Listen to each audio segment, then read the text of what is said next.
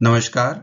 आज हम कक्षा 12 हिंदी केंद्रिक आरोह भाग 2 पाठ्य पुस्तक के पाठ 1 आत्म परिचय कविता का दूसरा भाग पढ़ने जा रहे हैं, जिसके कवि हैं हरिवंश राय बच्चन।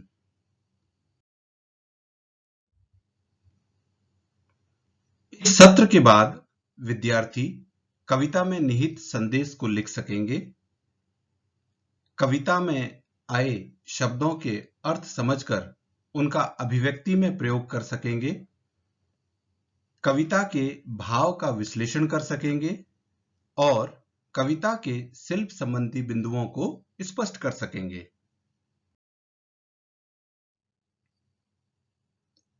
आइए समझते हैं आत्म परिचय भाग 2 पाठ्य वस्तु का सार।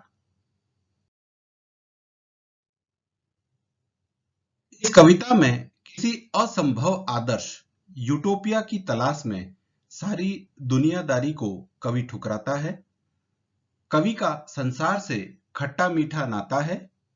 कवि ने प्रेम को महत्व दिया है और वह सांसारिक लोभ लालच व मोह माया के ज्ञान को भुलाना चाहता है। कवि द्वारा प्रेम को महत्व देने और संसार द्वारा धन दौलत को महत्व देने के कारण कवि स्वयं को संसार से अलग मानता है और धन दौलत को ठोकर मारता है।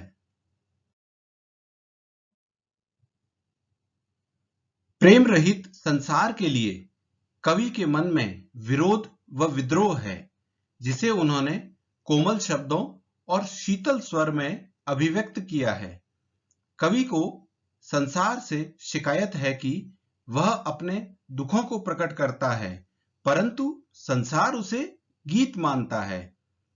संसार उसे कवि मानता है, पर वह स्वयं को प्रेमी व दीवाना मानता है। कवि का कहना है कि मैं प्रेम के गीत गाता हूं, जिसे सुनकर संसार के लोग झूम उठते हैं।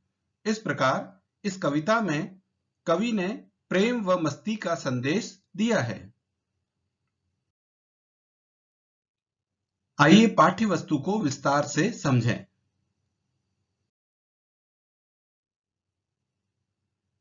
काव्यांश 1। कर यत्न मिटे सब, सत्य किसी ने न जाना, नादान वही है हाय जहां पर दाना। फिर मूढ़ न क्या जग, जो इस पर भी सीखे, मैं सीख रहा हूं सीखा ज्ञान भुलाना। यहां यत्न शब्द का अर्थ है कोशिश, प्रयास। नादान का अर्थ है मूर्ख। दाना का अर्थ है सांसारिक लोभ लालच, मोह माया। मूढ़ का अर्थ है मूर्ख। कवि कहता है कि संसार के लोगों ने अपनी पूरी कोशिश कर ली, पर संसार के सत्य को कोई नहीं समझ पाया। जहां सांसारिक लोभ लालच मोह माया है, वहीं उसमें डूबने वाले मूर्ख लोग भी हैं। इसलिए कवि ने कहा है, नादान वही है हाय जहां पर दाना। यहां नादान का मतलब है सांसारिक लोभ लालच मोह माया में डूबे मूर्ख लोग, और दाना का अर्थ है सांसारिक लोभ लालच मोह माया। इसके आगे कवि कहते हैं कि संसार के लोग मूर्ख हैं, जो प्रेम के महत्व को नहीं समझ पा रहे हैं और सांसारिकता में डूबे हैं। कवि कहता है कि मैंने इस संसार में आकर जो सांसारिकता और लोभ लालच का ज्ञान सीखा है, उसे मैं भुलाना सीख रहा हूं।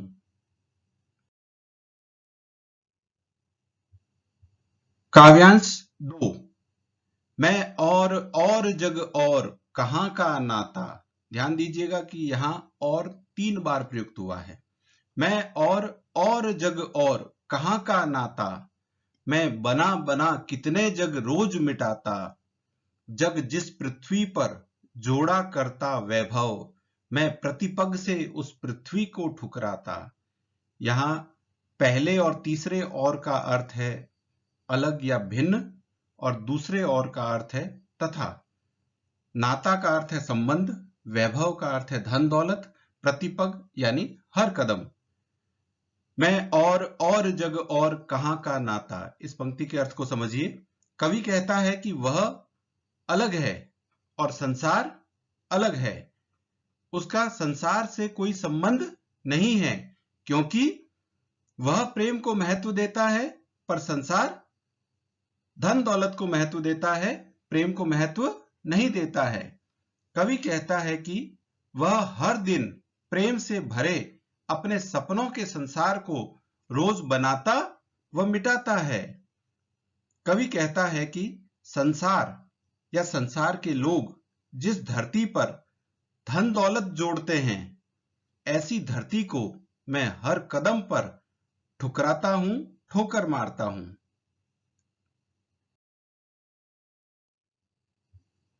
काव्यांश 3।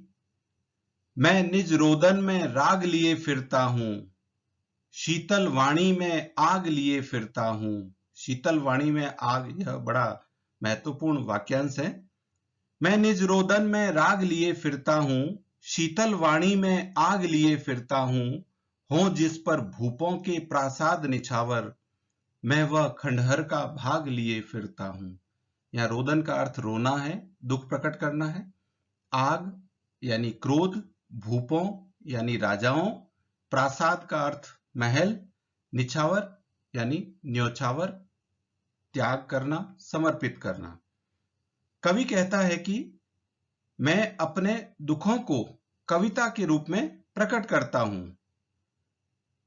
संसार में प्रेम की कमी देखकर मेरे मन में क्रोध आता है, विरोध आता है, विद्रोह होता है, परंतु इस क्रोध को, इस विरोध को, इस विद्रोह को मैं कोमल शब्दों और शीतल स्वरों के माध्यम से कविता में प्रकट करता हूं। शीतल वाणी में आग, यहां शीतल वाणी का अर्थ है कि कवि के शब्द कोमल हैं, स्वर शीतल हैं और प्रेम रहित संसार के लिए उसके मन में विरोध और विद्रोह है। कवि कहता है कि मेरे पास पूरे प्रेम का एक छोटा सा हिस्सा, एक खंडहर है, लेकिन उस प्रेम पर भी राजाओं के बड़े बड़े महल न्योछावर या अर्पित किए जा सकते हैं। आप चित्र में देख रहे हैं कि ऊपर महल है और नीचे प्रेम है, लेकिन प्रेम के एक अंश पर राजाओं के बड़े बड़े महल भी अर्पित किए जा सकते हैं। काव्यांश 4। मैं रोया, इसको तुम कहते हो गाना, मैं फूट पड़ा, तुम कहते छंद बनाना। क्यों कवि कहकर संसार मुझे अपनाए, मैं दुनिया का हूं एक नया दीवाना। यहाँ फूट पड़ा का अर्थ है रोना, दुखी होना। छंद बनाना यानी कविता या गीत लिखना। दीवाना यानी मस्त मौला। कवि कहता है कि मैंने अपने दुखों और रोने को प्रकट किया तो संसार उसे गीत या कविता समझ रहा है। वह मानता है कि वह संसार में प्रेम बढ़ाने वाला दीवाना है और संसार के लोग उसे कवि मानते हैं। इससे वह दुखी है और इस बात पर उसे आपत्ति भी है। संसार द्वारा कवि को दीवाना न कहकर कवि कहने पर उसे आपत्ति है। आप चित्र में देख रहे हैं कि वह अपने आप को दीवाना मानता है, कवि नहीं मानता है। काव्यांश 5। मैं दीवानों का वेश लिए फिरता हूं, मैं मादकता निशेष लिए फिरता हूं। जिसको सुनकर जग झूम झुके लहराए, मैं मस्ती का संदेश लिए फिरता हूं। यहां मादकता का अर्थ है मस्ती, नशा। निशेष यानी संपूर्ण, जो शेष न हो वह निशेष है। कवि कहता है कि मैंने प्रेम के दीवानों का वेश, रूप धारण कर लिया है और उसकी मस्ती पूरी तरह मुझ पर छाई हुई है। मैं पूरे संसार को प्रेम व मस्ती का संदेश देना चाहता हूं, जिसको सुनकर संसार के लोग मस्त होकर झूमने लगें।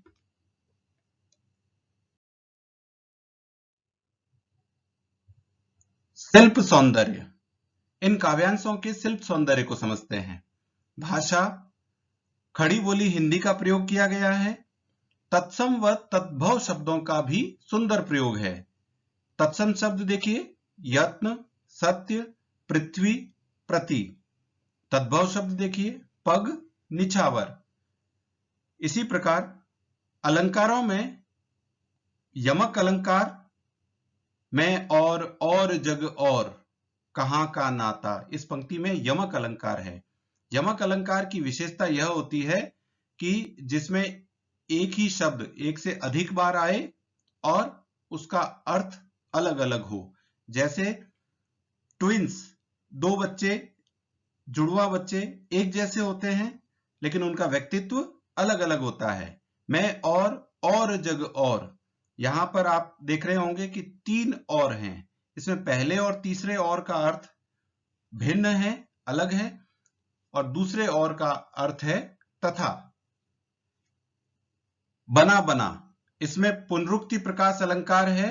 बना शब्द 2 बार आया है और दोनों बार अर्थ वही है, समान है। अनुप्रास अलंकार, मिटे सब सत्य किसी ने न जाना, इसमें सब और सत्य सवर्ण से बने शब्द हैं। न न में न वर्ण की आवृत्ति है।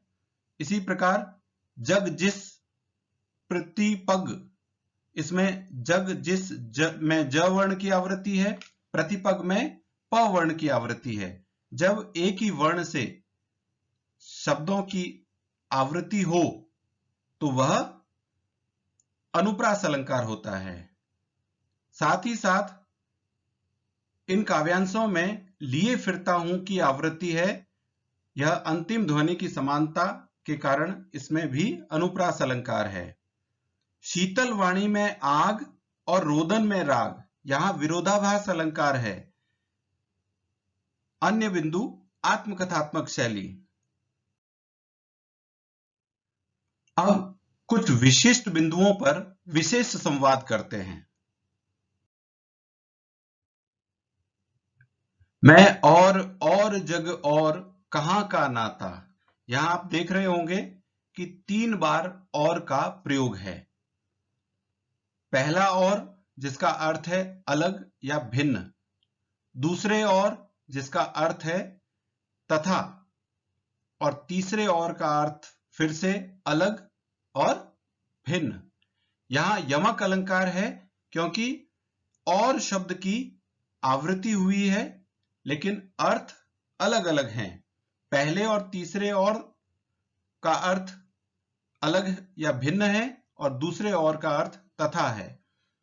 जब कभी भी शब्द की आवृत्ति हो और अर्थ भिन्न भिन्न हो, अलग अलग हो, तो यहां पर यमक अलंकार होता है। इस पंक्ति का अर्थ भी समझते हैं। कवि प्रेम को महत्व देता है पर संसार नहीं, अतः वह अपने आप को संसार से अलग मानता है और संसार से अपना कोई संबंध नहीं मानता है।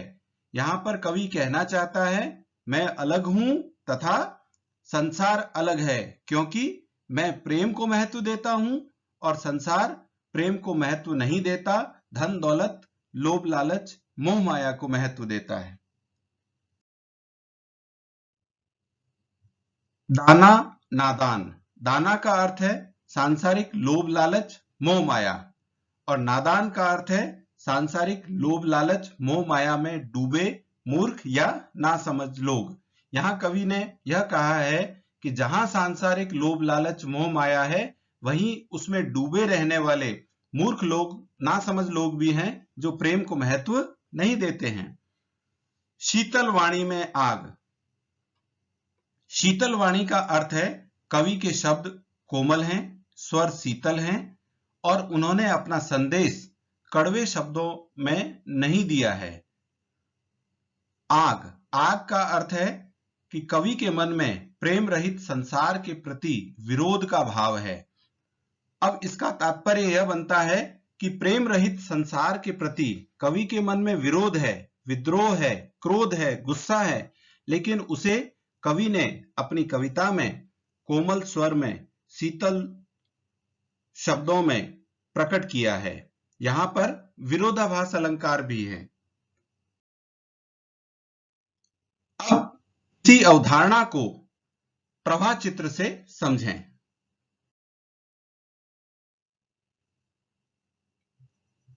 कवि ने सांसारिक ज्ञान व लोभ लालच के स्थान पर प्रेम को महत्व दिया है। प्रेम को महत्व देने के कारण स्वयं को वह संसार से अलग मानता है। धन दौलत और मोह माया को कवि ठुकराता है। प्रेम रहित संसार के प्रति विरोध और प्रेम के एक हिस्से पर राजाओं के महलों को न्यौछावर करने की बात भी कवि ने कही है। कविता द्वारा अपने दुख प्रकट करना और संसार द्वारा उसे कवि मानने पर कवि को आपत्ति है। कवि चाहता है कि संसार उसे प्रेमी दीवाना माने। कवि द्वारा प्रेम के संदेश पर संसार के झूमने की बात भी कवि ने कही है। आइए संदेह दूर करें। पहले भाव सौंदर्य संबंधी। मैं सीख रहा हूं सीखा ज्ञान भुलाना। कवि कहता है कि उसने इस संसार में आकर सांसारिकता लोभ लालच का जो ज्ञान सीखा है वह उसे भुलाना चाहता है और प्रेम को अपनाना चाहता है। निज रोदन में राग। कवि अपने दुखों को कविता में प्रकट करता है। इसे निज रोदन में राग कहा गया है। इस कविता के आधार पर कवि के व्यक्तित्व की कुछ विशेषताएं भी हम समझते हैं। कवि प्रेमी व दीवाना है। वह सांसारिकता से दूर रहता है। प्रेम व सपनों के संसार में जीने वाला व्यक्ति है। यह कवि की विशेषताएं हैं। शिल्प सौंदर्य संबंधी बिंदु। शीतल वाणी में आग और रोदन में राग। यहां विरोधाभास अलंकार है, क्योंकि जब वाणी शीतल है और आग है तो शीतलता और आग में विरोध का भाव होता है। रोदन यानी रोना और राग, इसमें भी विरोध का भाव है। जब विरोध का आभास हो सामान्य अर्थ में, लेकिन जब उसका मुख्य अर्थ निकलता हो या भावार्थ निकलता हो तो वह विरोध समाप्त हो जाता है। यह विरोधाभास अलंकार है। यहां कुछ तत्सम व तद्भव शब्द भी हैं। यत्न, सत्य, पृथ्वी, प्रति ये तत्सम शब्द हैं। पग और निछावर तद्भव शब्द हैं। धन्यवाद।